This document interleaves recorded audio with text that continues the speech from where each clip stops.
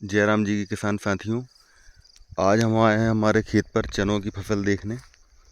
तो ये है हमारे चने की फसल। ये जो वैरायटी आपको दिख रही है ये है RBG 204। और ये जो इसको बोया गया है धान वाले खेत में। धान वाले खेत में इसमें सूखे में बिजाई की गई थी।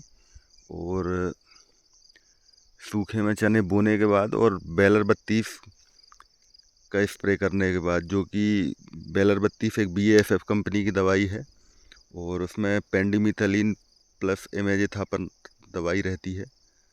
तो वो खरपतवार को उगने नहीं देती है।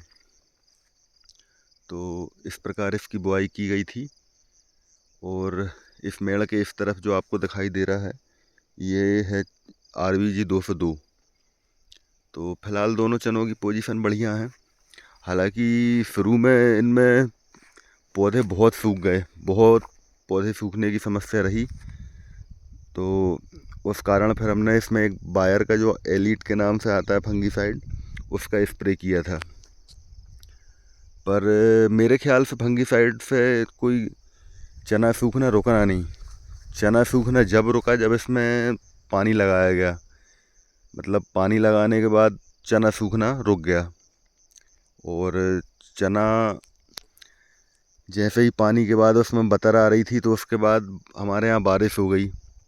तो डबल पानी होने के कारण चनों में बहुत पीलापन आ गया था और चने बहुत, मतलब कहना चाहिए, बैठ गए थे।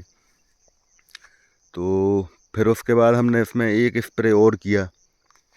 तो उसमें डाला था हमने इसमें बायर नेटिवो और एक लेंटस कंपनी का लेजर के नाम से था वो, उसको। और इल्ली के लिए क्लोरांट्रानिलिप्रोल। और एक बार फिर इसमें 19-19 का स्प्रे किया था। तो ये इस प्रकार हुआ था हमारा दूसरा स्प्रे।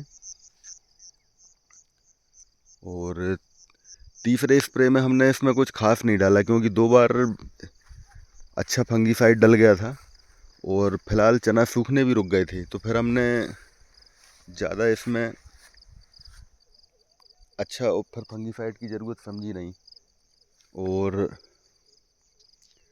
तीसरे स्प्रे में तो हमने इसमें खाली इल्ली से बचाने के लिए क्लोरांट्रानिलिप्रोल और 05234, बस इन दोनों का ही स्प्रे किया है।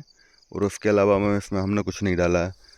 तो अब इसमें फ़िलहाल इल्ली भी नहीं है और ऐसी कोई इसमें समस्या फ़िलहाल दिखाई नहीं दे रही है। और ये आप देख सकते हैं इनमें घेंटियाँ बनना पर्याप्त स्टार्ट हो गया है। और अब इसमें पानी की ज़रूरत भी नहीं है। हमारे कुछ साथियों ने अपने खेतों में इस पोजीशन पर पानी लगाया है तो उनके चने पीले पड़ रहे हैं और उसमें फलियां लगना बंद हो गया है। तो और हमारा भी पिछले साल का अनुभव यही है कि पानी अगर किसान को लगाना है तो वो फूल आने के पहले पहले लगा ले। फूल आने के बाद तो जितना फ़ायदा नहीं होगा उससे ज़्यादा वो पानी उतना नुकसान करेगा।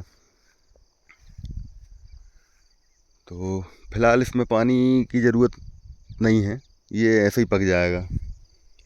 क्योंकि धान वाले खेतों में और जो काली मिट्टी है इसमें नमी काफ़ी समय तक रहती है और चने की जड़ भी काफ़ी गहराई तक जाती है। तो चने में ज़्यादा पानी की वैसे भी आवश्यकता नहीं है।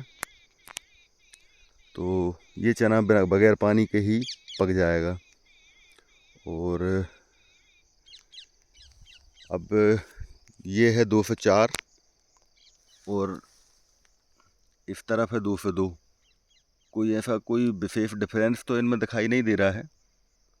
और आखिरी तक कटने तक अब देखते हैं इनमें क्या पोजीशन रहती है।